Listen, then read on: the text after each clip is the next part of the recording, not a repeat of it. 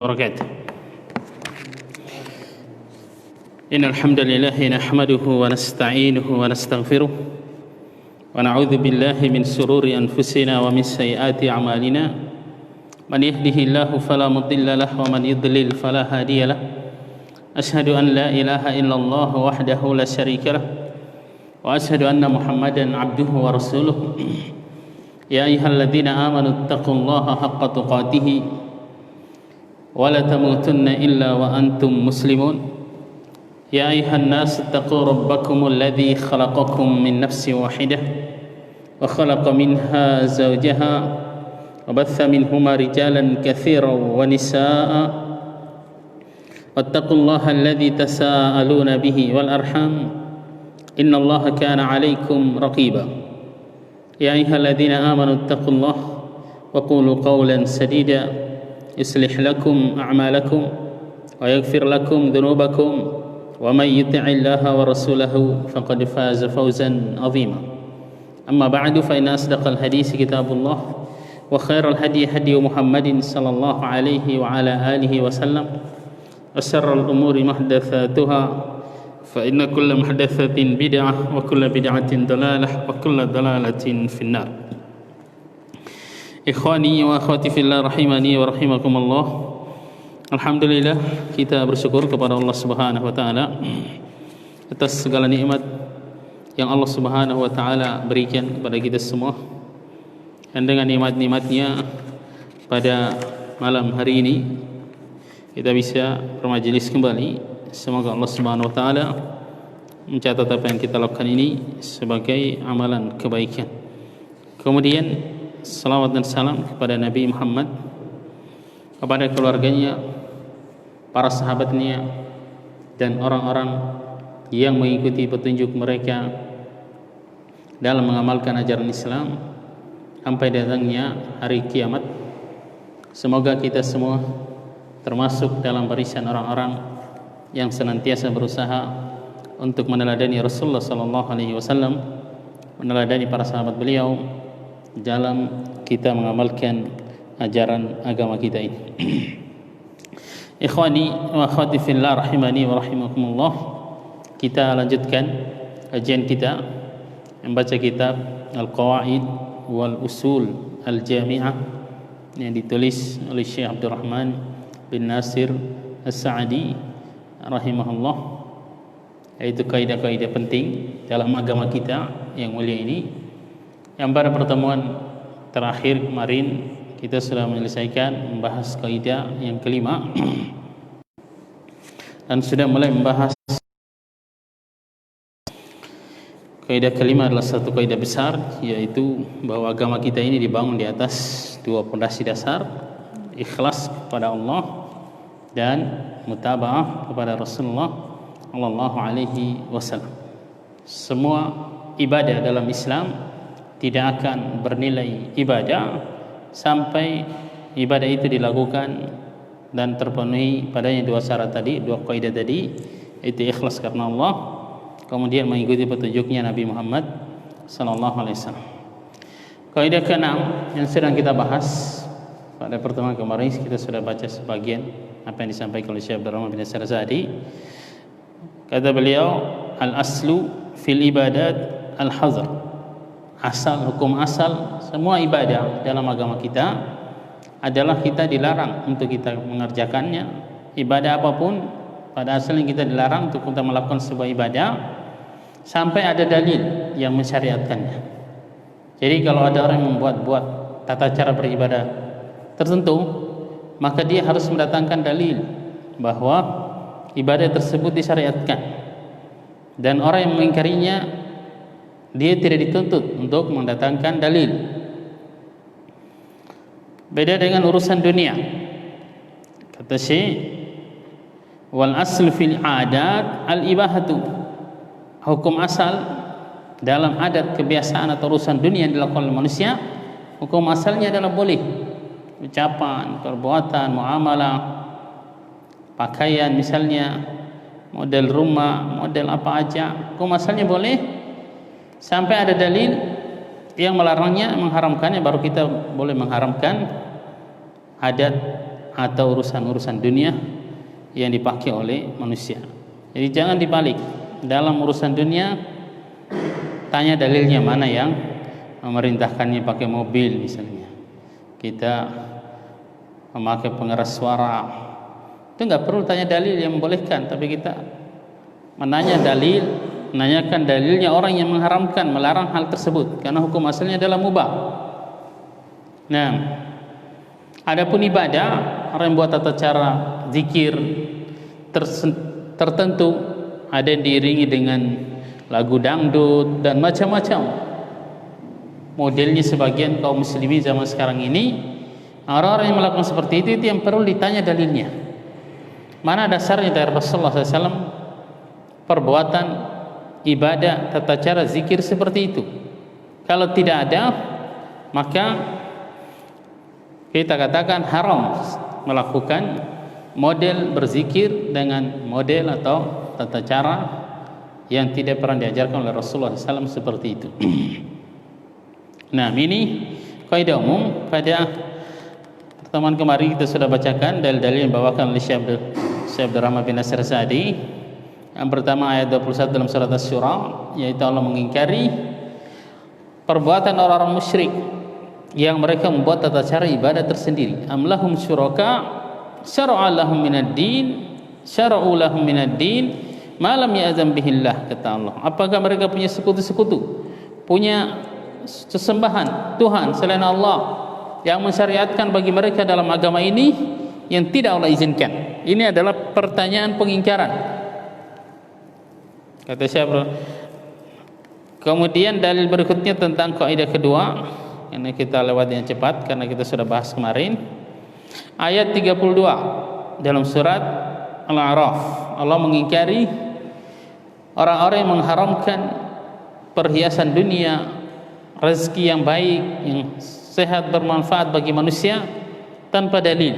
Kata Allah, qul man harrama zinatallah, katakan kepada mereka, siapa yang mengharamkan perhiasan yang Allah ciptakan, allati akhraja li ibadihi, yang Allah keluarkan untuk hamba-hambanya, wat thayyibati minar rizq, dan rezeki-rezeki yang thayyib Allah ciptakan untuk hamba-hambanya. Siapa yang mengharamkannya? Harus ada dalil. Kalau seseorang mengatakan haram makan nasi misalnya, mana dalilnya? Oh, dia ternyata gulanya tinggi katanya. Nah, ini lain lagi pembahasannya. Dia tidak boleh makan makanan tertentu, misalnya makan yang berlemak atau semisalnya karena dia sakit. Nah, itu tidak boleh kita pakai kasus-kasus seperti itu untuk kita mengharamkan apa yang Allah rezekikan pada seluruh hamba-hambanya. Hukum asalnya adalah halal. Allah mengingkari orang-orang yang mengharamkan sebagian rezeki yang Allah keluarkan untuk hamba-hambanya tanpa dasar. Sebagaimana kita sebutkan kemarin, bahwa di antara inti dari surat Al-An'am dari awal sampai akhir itu adalah untuk mengingkari perbuatannya orang musyrik yang mengharamkan sebagian hewan ternak pada diri mereka atau kepada istri mereka.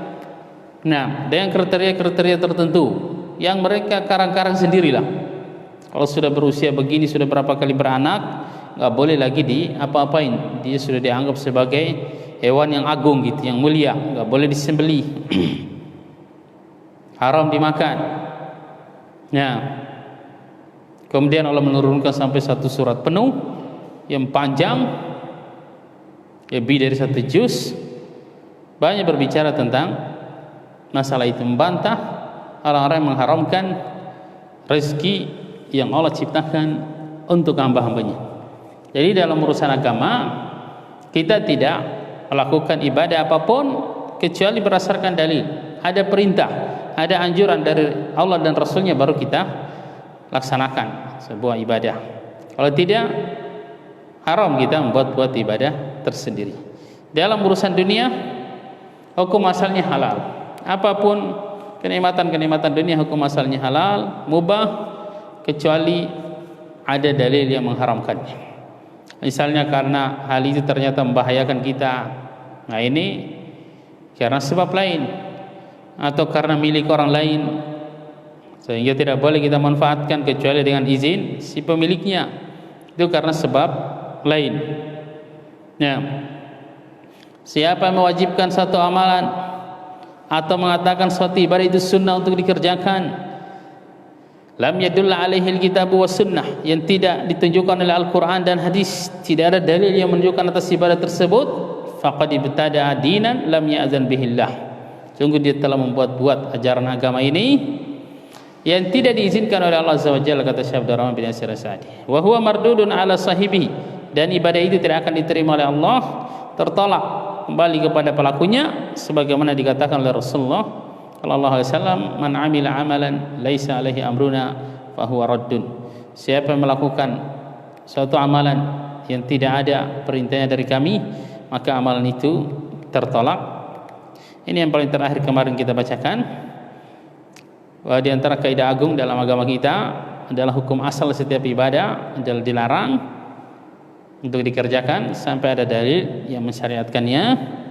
Kemudian termasuk kaidah besar juga dalam agama Islam, hukum asal dari kebiasaan manusia atau urusan dunia adalah boleh, mubah untuk dikerjakan atau dimanfaatkan sampai ada dalil yang melarangnya.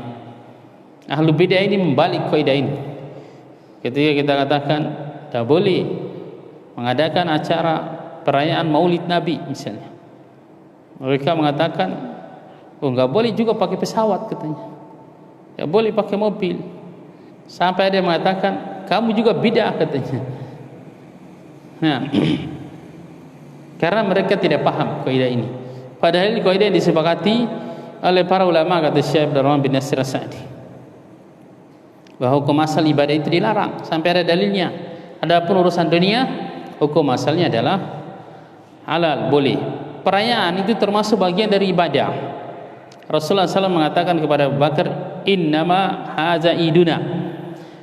Kata para ulama usul fikih terutama, bahwa lafaz itu menunjukkan pembatasan, bahwa dalam Islam itu hanya memang hari rayanya hanya Idul Fitri dan Idul Adha, tidak ada hari raya yang lain. Ya. Maka siapa yang buat-buat perayaan-perayaan yang tidak ada dasarnya, sungguh dia telah membuat syariat baru yang tidak diizinkan oleh Allah Subhanahu wa taala. Para ulama sepakat bahwa ibadah dalam agama kita adalah apa yang Allah perintahkan atau yang diperintahkan oleh Rasulnya sallallahu alaihi wasallam. Kalau yang tidak diperintahkan oleh Allah dan Rasulnya, maka itu bukan ibadah. Walaupun orang yang mengerjakannya kayaknya ikhlas, sudah mengorbankan harta, tenaga, waktu, nah, kalau tidak ada dasarnya dari Allah dan Rasulnya, maka tidak akan bernilai ibadah. Pengingkaran Allah terhadap mereka yang buat-buat tata cara beribadah sendiri, dan terhadap mereka yang mengharamkan nikmat-nikmat dunia yang Allah siapkan tanpa berdasarkan dalil, ini adalah dalil atas kaidah agung di atas. Kemudian siapapun yang membuat satu ibadah atau cara ibadah tertentu, maka dia wajib mendatangkan dalil atas hal itu. Kalau tidak, maka dia orang yang buat-buat tata cara beribadah baru. Yang terakhir pentingnya ilmu sebelum beramal dan berkata, dan ini merupakan usul fondasi dalam dakwah salafiyah, sehingga kita memberikan perhatian besar terhadap penyebaran ilmu agama. Ini yang paling terakhir kita bacakan kemarin. Kita lanjutkan pada bahasan berikutnya, kita selesaikan kaidah ini. Kata Syekh Abdurrahman bin Nasir As-Sa'di hafizahullah rahimahullah, wa'lam annal bid'i minal ibadat, annal bid'a minal ibadati ala qismain. Ketahuilah, kata Syekh, bahwa bid'ah dalam ibadah secara umum terbagi dua. Imma an yabtadi'a ibadatan lam yasra'illahu wa rasuluhu jinsah aslan. Mungkin seseorang membuat ibadah yang tidak disyariatkan oleh Allah dan Rasulnya. Ini namanya bid'ah hakiki, bid'ah asli. Nah, wa imma an yabtadi'aha ala wajhin yughayyiru bihi ma syara'ahu Allah wa rasuluhu, atau dia membuat bid'ah berupa merubah tata cara syariat, tata cara ibadah yang disyariatkan oleh Allah Azza wa Jalla dan Rasulnya. Nanti akan dicontohkan oleh Syekh. Misalnya, misli ibadatil lati syara'aha Allahu ala sifatin au zamanin au makanin makhsusin. Seperti ibadah-ibadah yang Allah syariatkan dengan tata cara tertentu. Salat misalnya mulai dari takbiratul ihram sampai salam. Jangan dibalik. Salam dulu dia di akhir takbiratul ihram misalnya. Ini bid'ah.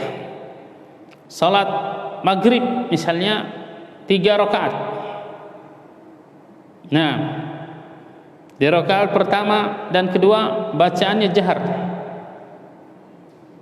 Kata Syekh Albani, sebenarnya tidak ada satupun hadis yang sahih yang menunjukkan bahwa Rasulullah SAW tidak meriwayatkan bahwa Rasulullah SAW membaca di salat maghrib rakaat pertama dan kedua bacaannya jahar terus.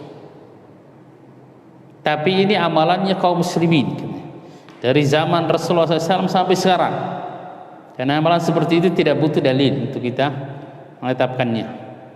Artinya dari generasi-generasi kaum muslimin sepakat akan disyariatkannya hal tersebut. Jadi itu ibadah yang sudah ada tata cara sifat khususnya. Siapa yang merubahnya, dia mau salat maghrib 5 rakaat misalnya, kan ganjil juga katanya. Mungkin dia beralasan maghrib itu, kata para ulama, witirnya salat siang hari.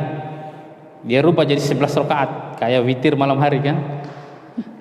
Nah, kelihatannya keren, ibadahnya kelihatannya lebih banyak. Bisa jadi 4 kali lipat dari yang asli syariatkan oleh syariat. Tapi ini bid'ah namanya. Dan semua orang pasti akan mengingkari hati. Hatta ahlul bidah hasanah pasti akan mengingkari kalau ada yang salat maghrib 11 rakaat dia kiaskan dengan witir malam hari, karena sebagian ulama mengatakan salat maghrib itu adalah witirnya salat siang hari katanya. Malam hari juga kan dianjurkan salat kita tutup dengan witir. Jadi biar banyak 11 rakaat aja katanya setiap hari. Kan keren itu. Keren kayaknya, tapi itu bid'ah, dolalah. Nah, karena dia menyelisihi sifat tata cara yang telah ditetapkan oleh syariat. Au makanin, atau ibadah yang Allah syariatkan, ibadah itu hanya dilakukan di tempat tertentu. Misalnya tawaf. Tawaf itu khusus di Ka'bah. Siapa yang tawaf di kuburan atau tawaf di masjid mana misalnya dengan meyakini itu sebuah ibadah, maka itu adalah bid'ah. Ibadah tersebut, tawaf tersebut tidak akan bernilai ibadah, tidak akan diterima oleh Allah Subhanahu wa taala. Au zamanin, atau ibadah yang dilakukan pada waktu tertentu yang telah ditetapkan oleh syariat, puasa di bulan Ramadan. Kemudian orang ganti puasa wajibnya bulan Ramadan, katanya saya sibuk, saya ingin kerja, jualan misalnya, karena banyak penghasilan misalnya. Jadi saya ganti aja, geser bulan Muharram, ganti puasa Ramadan sebulan juga. Ini bid'ah, dolalah, dan tidak akan bernilai sebagai ibadah yang diterima oleh Allah Subhanahu wa taala. Nah, kemudian orang merubah sifat atau waktu atau tempat ibadah tertentu secara syar'i, maka ini semuanya bid'ah kata Syekh. Kaman aujaba salat au sauman au ghairaha minal ibadat bi ghairi ijabin minallahi wa rasulih. Seperti orang mewajibkan salat atau puasa atau selainnya. Kamu harus puasa 7 hari misalnya. Biasanya para setan itu, para dukun misalnya, syaratnya biar dia mendapatkan ilmu dari bisa mewarisi ilmu gurunya, biasanya dia syariat bidah seperti ini. Kelihatannya bagus, kelihatannya suruh puasa berapa hari biar setannya itu mau masuk ke dia. Nah, bukan tauhid yang disuruh, walaupun kelihatannya kayak ibadah. Bidah kata Syekh, itu bidah hakiki. Misalnya mewajibkan puasa di bulan Zulhijjah dari tanggal 1 sampai tanggal 10 atau tanggal 1 sampai akhir Zulhijjah, ini bidah, dolalah. Mewajibkan salat setiap masuk rumah misalnya. Siapa yang masuk rumahnya sendiri, dia harus salat dulu 2 rakaat misalnya. Wajib. Ini bidah kata Syekh, bidah hakiki. Bi ghairi ijabi minallahi wa rasulih, tanpa ada syariat yang mewajibkannya dari Allah dan Rasulnya, awibtada mubtadiun al-wuqufa bi Arafah, atau ada orang yang mensyariatkan wukuf di Arafah, au Muzdalifah, atau melempar jumrah tapi di lain waktu yang ditetapkan oleh syariat. Nah, misalnya syariat mensyariatkan wukuf di Arafah itu tanggal 9 Zulhijjah. Dia mungkin mengatakan, wah 9 Zulhijjah itu ramai manusia di sana. Saya kapan aja bisa umroh saya akan wukuf sana. Karena itu ibadah yang agung katanya. Ini bidah, dolalah. Nah,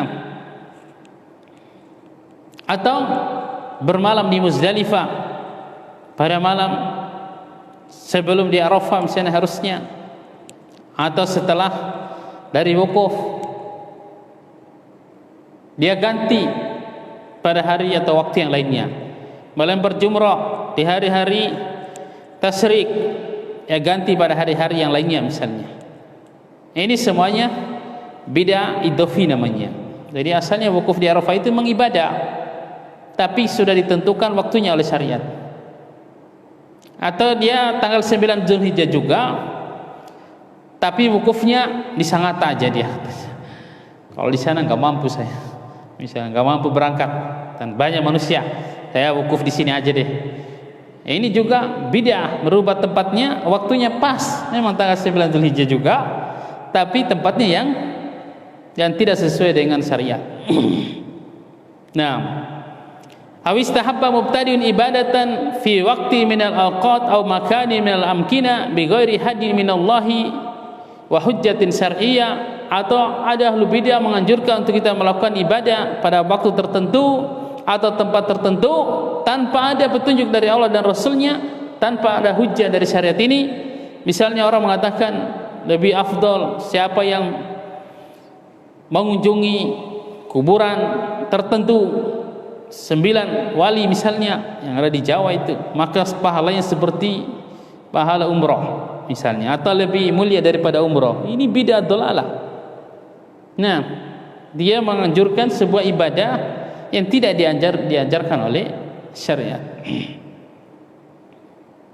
Wallahu ta'ala huwal al-hakimu li ibadihi ala lisani rasulih.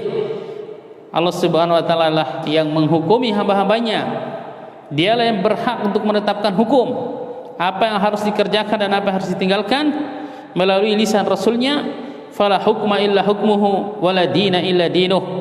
Tidak ada hukum kecuali hukum yang ditetapkan oleh Allah, dan tidak ada agama kecuali agama yang ditetapkan oleh Allah Subhanahu wa taala.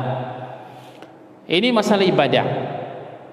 Ammal adat kulluha, adapun adat, kebiasaan semuanya, kal ma'akil, seperti makanan, wal masyarib, minuman, wal malabis, pakaian, wal a'malil adiyah, dan amalan-amalan yang biasa kita kerjakan, mandi, tidur, hukum asalnya boleh semua. Wal muamalat, muamalah jual beli dan semacamnya, hukum asalnya mubah pada asalnya. Was sana'i, hasil-hasil industri, mobil misalnya, handphone, laptop, proyektor seperti ini, pengeras suara. Nah, wal adat, dan kebiasaan-kebiasaan masyarakat, hukum asalnya fal aslu fiha libahatu wal itlaq, hukum asalnya dalam boleh pada asalnya. Sampai ada dalil yang melarangnya, baru kita mengatakan hukumnya haram. Faman harrama sayyan minha lam yuharrimhu Allah wa rasuluh fahuwa mubtadi'un. Siapa mengharamkan sesuatu dari hal yang disebutkan tadi, makanan, minuman, pakaian, yang itu tidak diharamkan oleh Allah dan Rasulnya, maka yang mengharamkannya termasuk ahli bidah. Dia mengharamkan makan daging misalnya, walaupun pada dirinya sendiri, apalagi sampai mengharamkan pada orang lain, karena dia sukanya makan sayur-sayuran aja misalnya, vegetarian gitu ya. Ya. Apa herbivora. Ini ahlul bidah juga dalam masalah, karena mengharamkan yang tidak diharamkan oleh Allah Azza wa Jalla. Kama harramal musyrikun, ini yang dalam surat An-Naml disebutkan. Sebagaimana orang-orang musyrik mengharamkan ba'dal an'am allati abahaha Allah wa rasuluh, sebagian binatang ternak yang Allah bolehkan sebenarnya untuk dipakai, dimakan, demikian pula Rasulnya bolehkan. Kaman yuridu bijahlihi an yuharrima ba'da anwa'il libas, sebagaimana orang yang dengan kebodohannya ingin mengharamkan sebagian jenis pakaian. Dulu yang bikin heboh di Indonesia adalah masalah batik dan songkok nasional. Ini hukum asalnya mubah, boleh, bahkan mungkin dianjurkan dipakai untuk di Indonesia. Tapi ada sebagian ustadz, walaupun dia mungkin ustadz kibar, nggak nyaman dia melihat ustadz-ustadz baru datang, para doktor katanya, akan menganjurkan untuk di mana-mana dia kalau ceramah pakai kopiah dan pakai baju batik. Padahal ini sama yang kita bahas dalam kaidah hukum asalnya boleh, tidak boleh mengharamkan seperti itu. Nah, kita di Indonesia pada asalnya pakaian seperti itu biasa. Nah, termasuk pakaian yang bagus, mungkin pakaian kebesaran di sebagian tempat pakai batik, tidak masalah. Yang penting gak ada gambar makhluk bernyawanya. Nah, jangan diharamkan.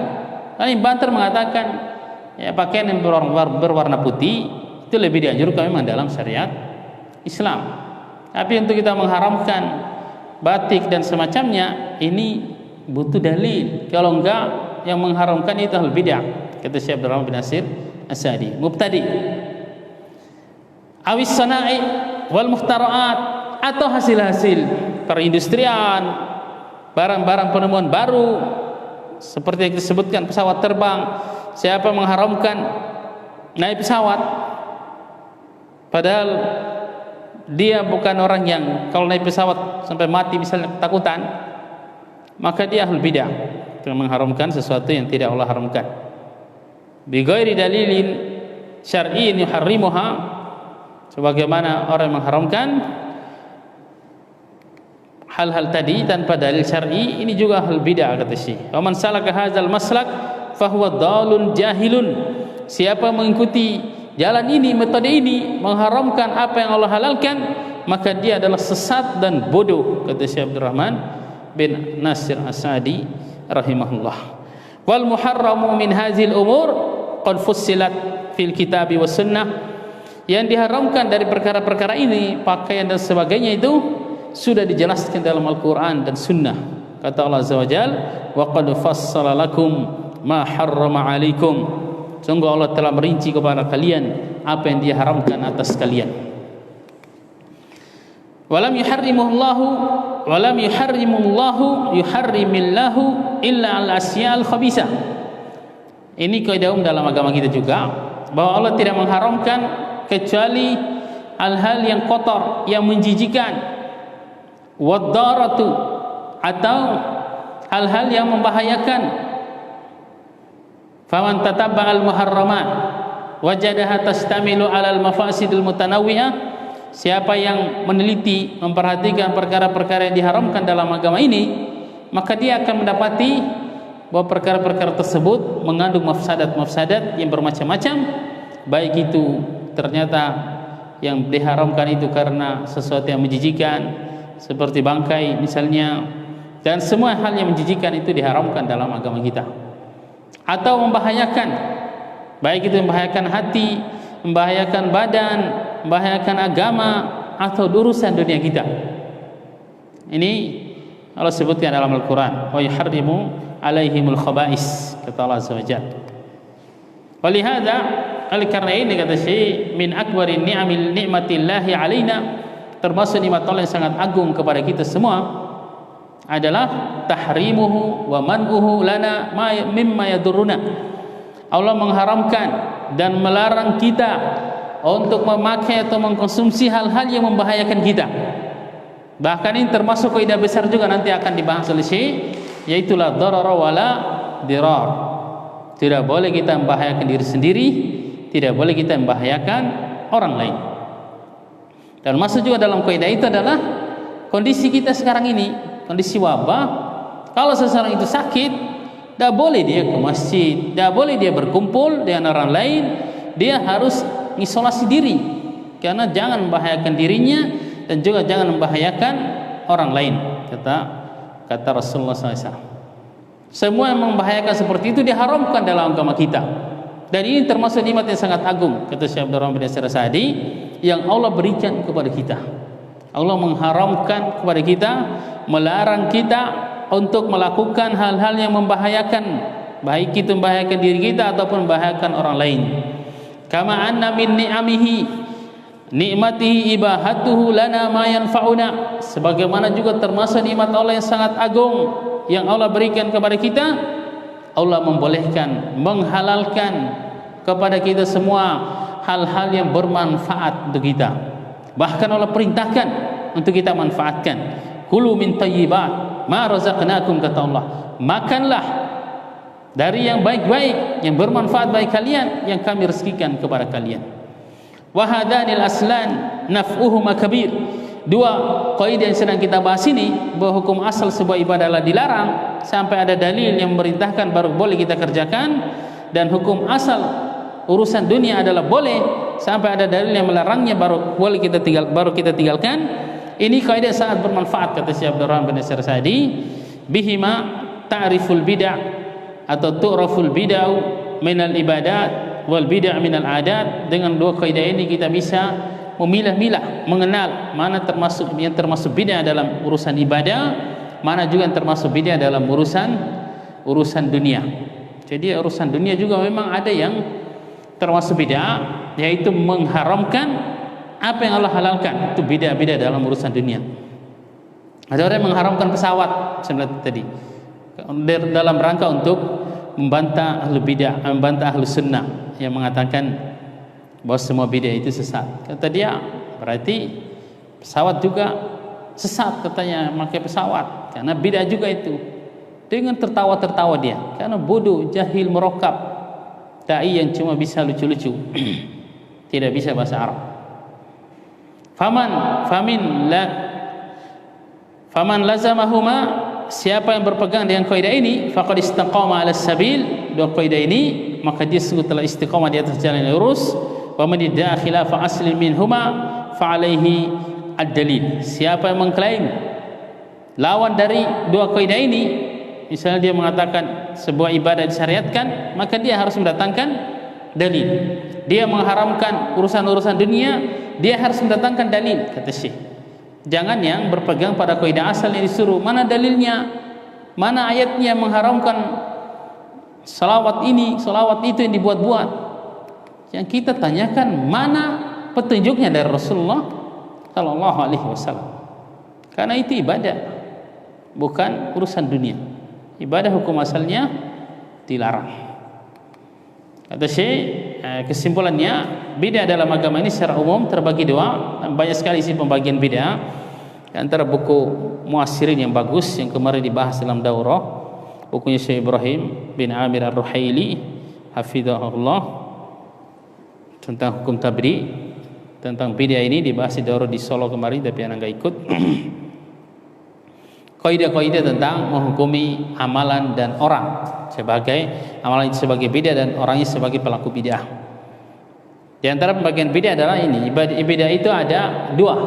Bid'ah hakiki, yaitu orang membuat ibadah yang tanpa ada dasarnya sama sekali. Sedangkan yang kedua bid'ah idhofi, yaitu merubah tata cara ibadah yang sudah disyariatkan oleh syariat. Salat maghrib misalnya dirubah jadi 5 rakaat, ini namanya bid'ah idhofi. Salat maghrib itu disyariatkan.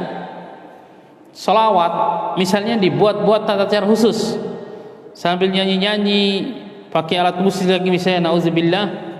Ini namanya bid'ah idhofi. Salawatnya memang kita katakan disyariatkan, tapi tata caranya itu yang menjadikan salawat mereka itu tidak disyariatkan oleh Allah Azza wa Jalla.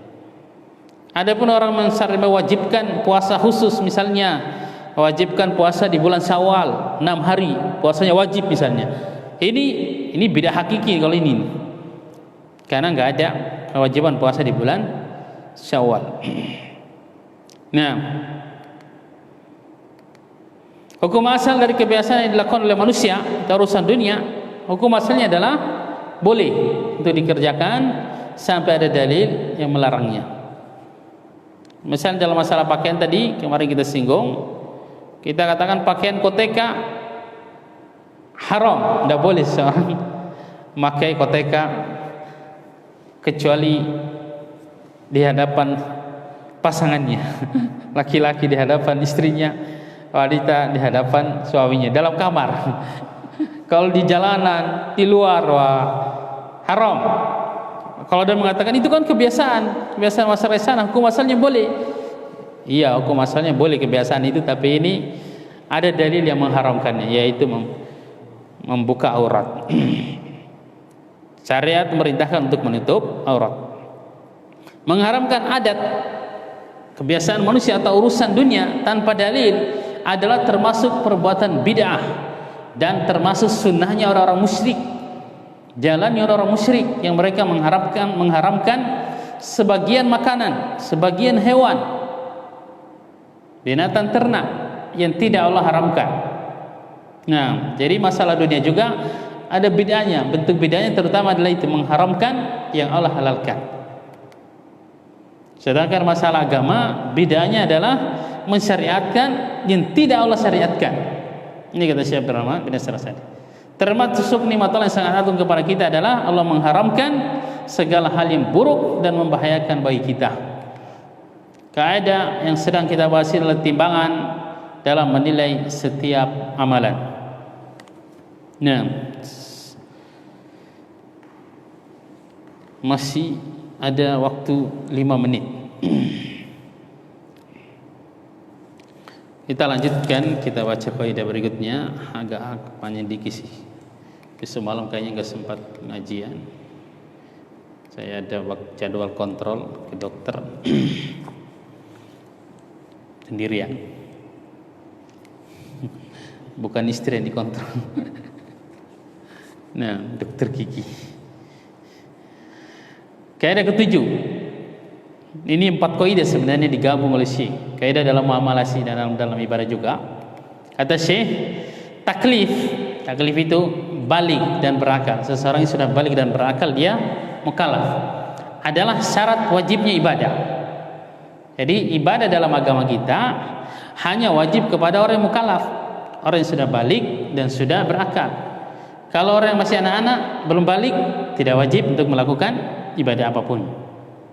Kecuali yang dikecualikan oleh Syekh, beliau menguatkan pendapat kalau ibadah yang berkaitan dengan harta tidak disyaratkan taklif, kata beliau. Seperti zakat mal, kalau ada anak kecil yang punya harta yang cukup nisab, nah, dan sudah berlalu haul, dalam mazhabnya mayoritas ulama, jumhur, wajib dizakati hartanya. Padahal dia bukan mukallaf.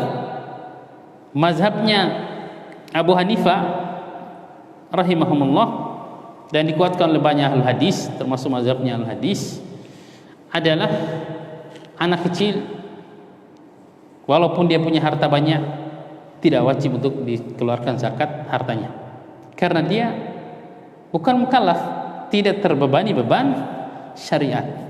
Dan khilafnya lumayan kuat masalah itu. Ada orang gila misalnya punya rumah mewah, punya mobil, punya duit miliaran,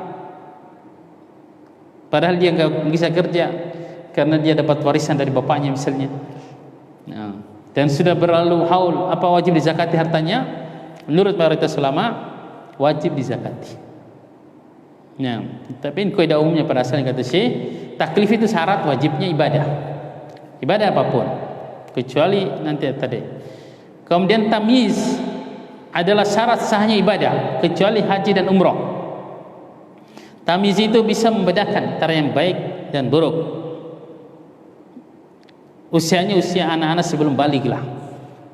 Anak-anak dari anak kecil itu, kemudian dia sudah mayyiz, dia sudah tahu kalau dilarang begini, sudah mengerti.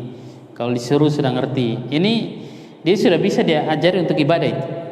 Sudah bisa untuk berniat sebenarnya. Kalau belum mayyiz, nggak ada niatnya, pasti pada ikut-ikutan aja dia. Jadi yang tidak mayyiz tidak sah ibadahnya, kecuali haji dan umrah, karena ada dalil khususnya tentang masalah ini, tentang haji dan umrah, dan tidak boleh dikiaskan dengan ibadah lain. Kemudian kaidah ketiga, tasarruf pada harta. Tasarruf itu kita membelanjakan harta kita, memakannya, mengaturnya, disyaratkan padanya taklif.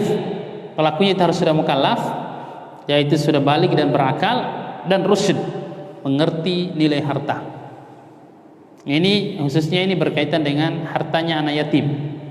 Misalnya kita menjadi wali yatim, kita mengurusi hartanya. Ada seorang anak yatim misalnya, atau 2 orang atau 5 orang, mendapatkan warisan miliaran misalnya dari bapaknya. Bapaknya seorang YouTuber nomor 1 di Indonesia, penghasilannya sampai 750 juta katanya satu bulan. Meninggal, anaknya baru usia 2 tahun, 3 tahun misalnya, masih kecil, namanya anak yatim. Meninggal bapaknya, meninggalkan anak seperti itu. Nah, anaknya ini hartanya, harta warisannya diurusi oleh walinya, wali yatim itu. Gak boleh diserahkan harta itu untuk dipakai oleh anak yatim itu, ditasarrufkan sampai anak itu sudah balik, sudah berakal dan mengerti harta.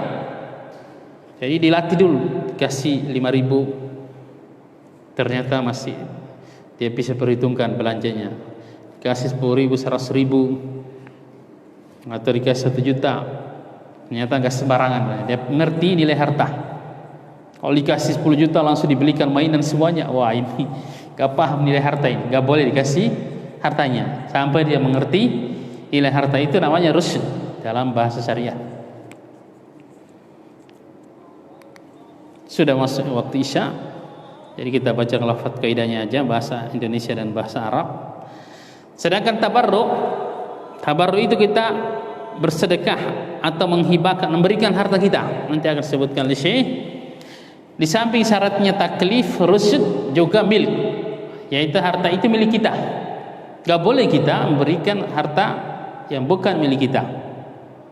Jadi tasarruf secara umum selain tabarruk disyariatkan taklif dan syaratkan taklif dan rusyd bagi pemilik atau pelaku tasarruf tersebut. Sedangkan khusus kita memberikan harta kita atau seorang itu memberikan hartanya kepada orang lain, juga ditambah lagi syaratnya harus harta itu miliknya. Jangan antum memberikan mobilnya tetangga kepada orang lain, nanti antum ditangkap sama polisi, masukkan ke penjara. Nah, ini kaidah penting juga sebenarnya. Jadi digabung oleh Syekh 4 kaidah dalam satu dawabit sebenarnya. At-taklifu wa huwal bulughu wal aqlu syartun li wujubil ibadah. Kata Syekh, taklif yaitu balik dan berakal, syarat wajibnya ibadah apapun dalam agama kita. Jadi anak kecil gak wajib sholat, gak wajib zakat, gak wajib puasa, itu pada asalnya. Wa tamyizu syartun li sihhatiha illa al-hajj wal umrah. Tamyiz bisa membedakan mana yang baik walaupun belum balik, syarat sahnya ibadah, kecuali haji dan umrah. Ada fayasihani mimman lam yumayyiz. Haji dan umrah sah bagi orang yang belum mumayyiz, tapi ketika seorang itu sudah mumayyiz, sudah mukallaf dan mumayyiz, wajib dia haji lagi. Hajinya masih kecil itu tidak dianggap sebagai haji yang fardu. Wa yustaratu li sihhati tasarrufi at-taklifu war rusdu. Tadi syaratkan seorang yang tasarruf terhadap harta, dia harus mukallaf dan mengerti nilai harta, mengerti penggunaan harta. Itu namanya rusd. Wa li sihhati tabarru', dan disyaratkan untuk sahnya tabarruk, seorang itu memberikan hartanya kepada orang lain, di samping dia taklif, sudah balik dan berakal, mengerti nilai harta dan cara penggunaan harta, juga harta itu harus milik dia. Jangan bertabarruk dengan milik orang lain kecuali diwakilkan atau diizinkan. Nanti kita baca pembahasannya, kalau besok malam kayaknya enggak sempat. Tadi karena saya punya jadwal kontrol gigi ke dokter. Insyaallah kita lanjutkan pada malam Senin ya. Kita tutup karena sudah masuk waktu Isya. Kita tutup dengan doa kafaratul majelis. Subhanakallahumma bihamdik asyhadu an la ilaha illa anta astaghfiruka wa atubu ilaik. Wassalamualaikum warahmatullahi wabarakatuh.